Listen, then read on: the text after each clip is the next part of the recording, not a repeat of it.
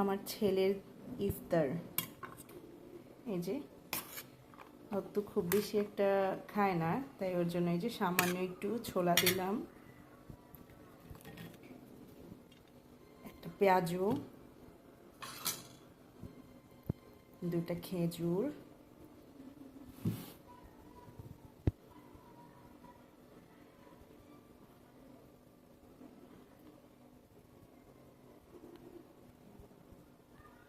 দুই তিনটা শসা,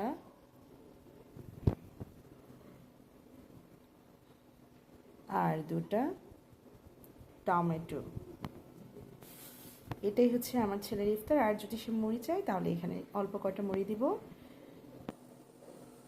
এই যে মুড়িটা দিয়ে দিলাম। এই তো এটা হচ্ছে আমার ছেলের ইফতার।